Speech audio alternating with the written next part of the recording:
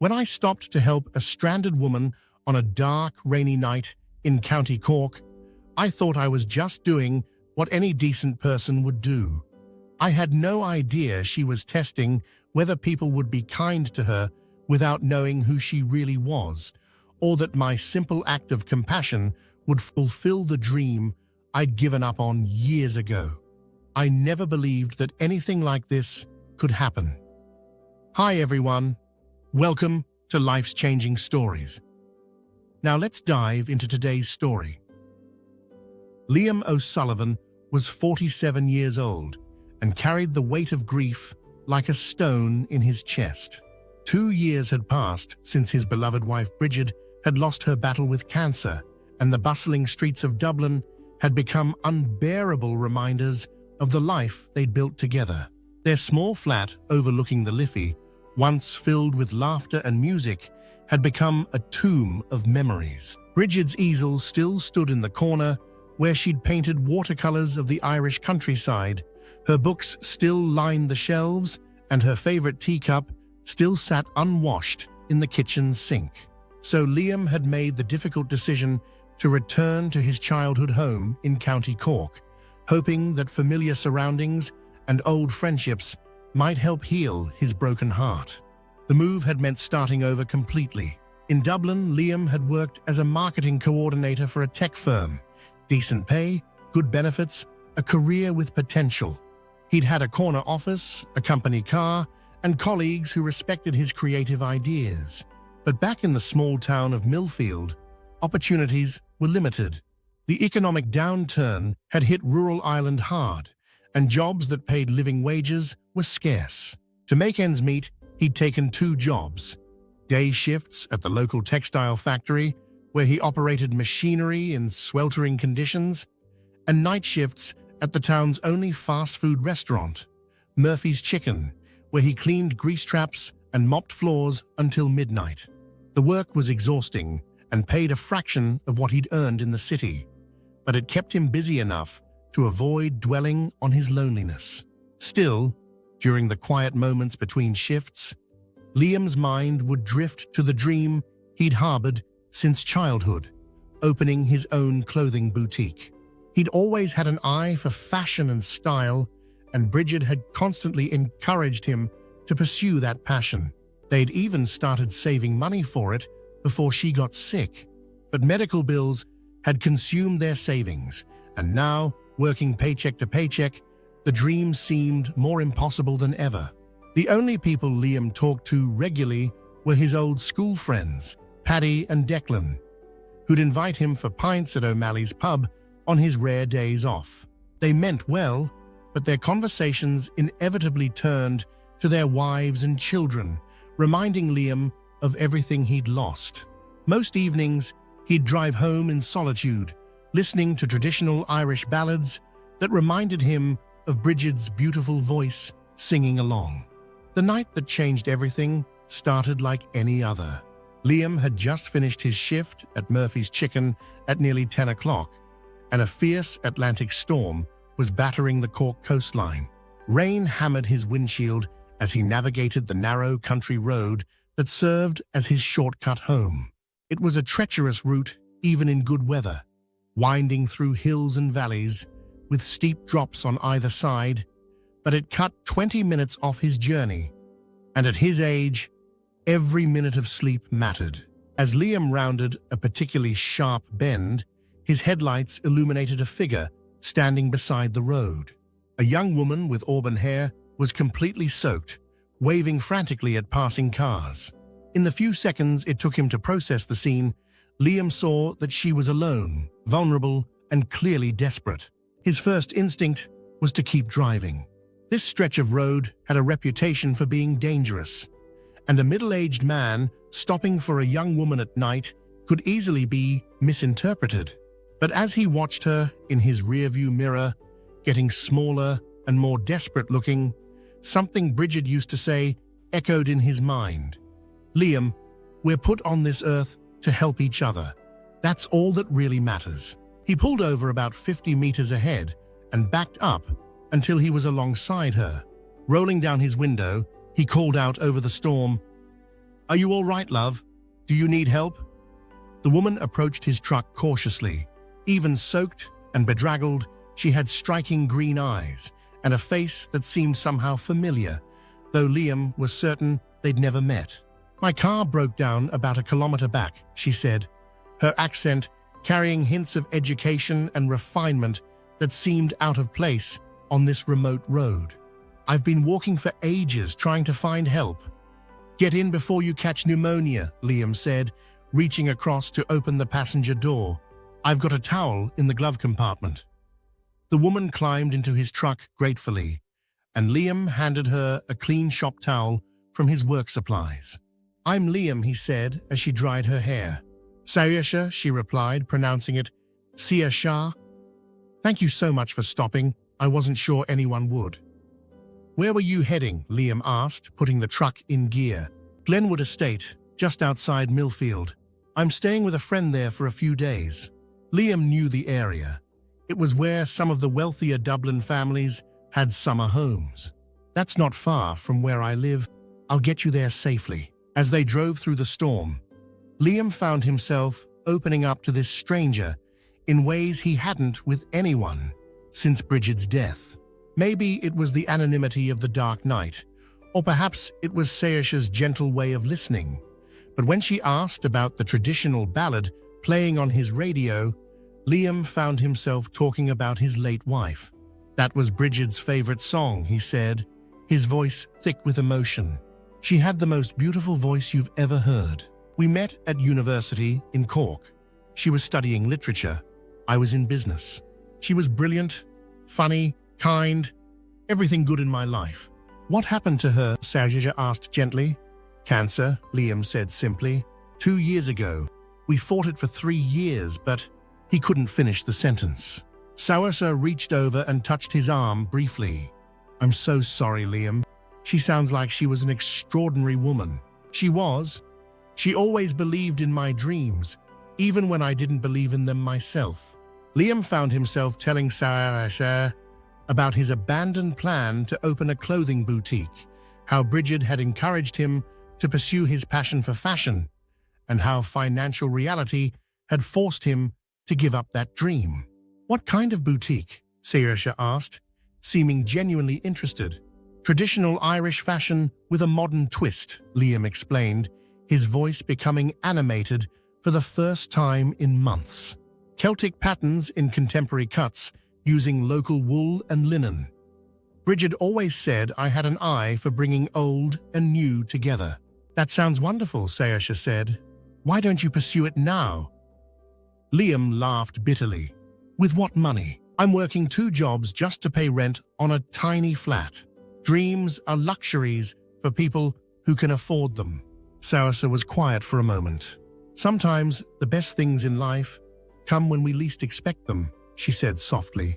When they reached the turnoff for Glenwood Estate, Saoirse insisted that Liam drop her at the main road. "I don't want to trouble you further," she said. "My friend's house is just a short walk from here." "Are you sure?" Liam asked, concerned about leaving her in the storm. "I don't mind driving you to the door." "You've done more than enough," Saoirse said, gathering her things. "Thank you, Liam, for the ride, for the conversation, for your kindness. You're a good man." She stepped out into the rain and disappeared into the darkness before Liam could respond. As he drove home, he felt lighter somehow, as if talking about Brigid and his dreams had lifted some invisible burden from his shoulders. The next morning, Liam slept later than usual since he had an afternoon shift at the factory. Around 10 o'clock, he was awakened by an unusual sound, the rhythmic thump of helicopter rotors directly overhead. Living in rural Cork, helicopter traffic was virtually non-existent, and the sound was so loud and persistent that Liam feared there might be an emergency. Still in his pajamas, he stumbled outside to investigate and was stunned to see a sleek black helicopter hovering over his small garden. As it settled onto the field behind his cottage, Liam noticed several black SUVs parked along his normally quiet lane. Before he could process what was happening, there was a firm knock at his front door. Liam opened it to find a man in an expensive suit, flanked by what appeared to be security personnel. "Mr. O'Sullivan," the man asked politely. "I'm here on behalf of Miss Saoirse Flanagan." Liam frowned. "I'm sorry, but I don't know anyone by that name." The man smiled and showed Liam a photograph on his phone. It was the young woman from the night before, but instead of being soaked and bedraggled, she was dressed in elegant business attire and standing in front of what looked like a corporate headquarters. "You know her as Saoirse," the man explained. "She's waiting in the helicopter and would very much like to see you." "I don't understand," Liam said, his mind racing. "Who is she? What's going on?" "She'll explain everything," the man assured him. "If you'd like to change clothes, we'll wait." 20 minutes later, Liam found himself climbing into the most luxurious helicopter he'd ever seen. Saoirse was seated inside, no longer the desperate woman from the storm, but clearly someone of considerable wealth and influence. She smiled warmly as he settled into the leather seat across from her. "Hello, Liam," she said. "I told you we'd meet again." "Saoirse, what is all this?" Liam asked, gesturing around the helicopter's opulent interior. "Are you with the government?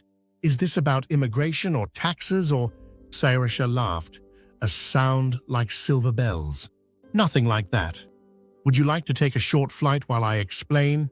As the helicopter lifted off, giving them a breathtaking view of the Cork countryside, Saoirse revealed her true identity. "My full name is Saoirse Flanagan," she said. "I'm the only daughter of Seamus Flanagan." Liam's jaw dropped. Everyone in Ireland knew that name. Flanagan Industries was one of the country's largest conglomerates, with interests in everything from technology to tourism. Seamus Flanagan was reportedly one of the wealthiest men in Europe. "You're joking," Liam breathed. "I'm not," Saoirse said seriously. "And that's exactly why I do what I did last night.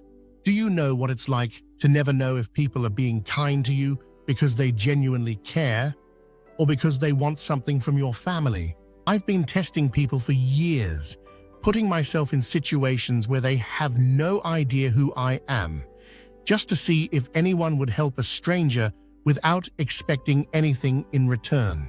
"You were testing me?" Liam asked, feeling a mixture of confusion and slight betrayal. "I was," Saoirse admitted. "And you passed with flying colors. You stopped for someone you didn't know, in dangerous weather, on a lonely road. You shared your deepest grief with a stranger. You showed me pure human kindness with no agenda whatsoever." She reached into a briefcase beside her seat and pulled out a thick manila envelope. "This is my way of saying thank you." Liam opened the envelope and gasped. Inside were more euro notes than he'd ever seen in one place. Enough money to change his life completely. "I can't accept this," he said immediately, trying to hand it back. "Saoirse, I was just helping someone who needed help. You don't owe me anything." "I don't owe you," Saoirse agreed. "But I want to give this to you. Last night, you told me about your dream, about the boutique you wanted to open. You also told me that dreams are luxuries for people who can afford them. Well, now you can afford your dream." Liam stared at the money, tears forming in his eyes. "This is too much. I couldn't possibly—" "Liam," Saoirse said gently, "sometimes the universe puts people in our path exactly when we need them. You helped me more than you know last night. You reminded me that good people still exist, that kindness isn't dead in this world. Let me help you in return." The helicopter returned them to Liam's cottage, and as Saoirse prepared to leave, she handed him her business card. "I'll check on you from time to time," she promised. "I have a feeling we're going to be friends for a very long time."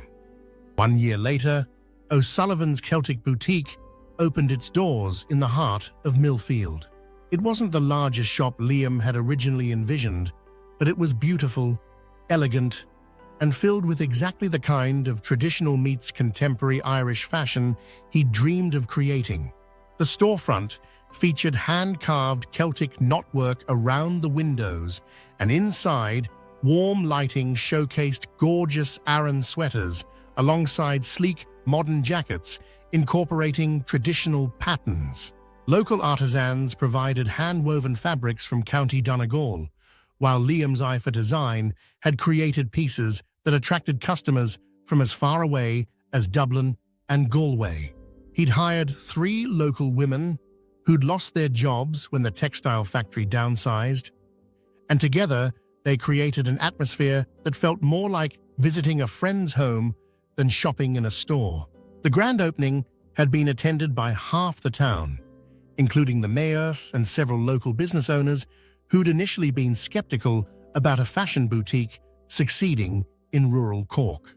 But when customers began arriving by the busload from Dublin, drawn by word of mouth and a feature article in Irish Country magazine, even the doubters had to admit that Liam had created something special. The boutique's success brought new life to Millfield's main street, inspiring other entrepreneurs to open galleries and cafes nearby. True to her word, Saoirse visited regularly. What had started as gratitude had blossomed into a genuine friendship that enriched both their lives. She often brought friends and business associates to shop at his boutique, and her quiet endorsement helped establish O'Sullivan's as one of Cork's premier fashion destinations. On quiet evenings, when Liam closed his shop and looked around at what he'd built, he would think about that stormy night and the chain of events that had brought him here.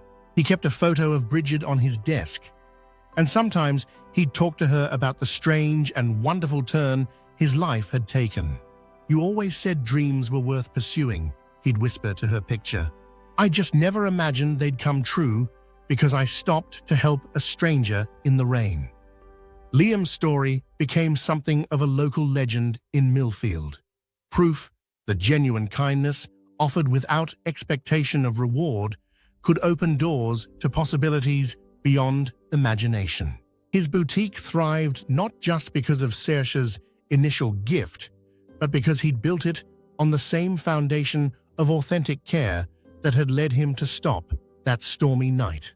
The friendship between Liam and Saoirse lasted for decades, built on mutual respect and the shared understanding that the most valuable things in life, kindness, compassion, human connection, couldn't be bought at any price. And every time Liam heard that traditional Irish ballad that had been playing in his truck that night, he'd smile and remember that sometimes the greatest rewards come from the simplest acts of human decency. In the end, Liam learned that Brigid had been right all along. We are put on this earth to help each other. And sometimes, when we extend that help without expecting anything in return, the universe has a way of helping us in return, in ways we never could have imagined. We hope you enjoyed today's story of love, life, and betrayal. For more free stories and entertainment from our channel, please hit the like button and don't forget to subscribe with notifications.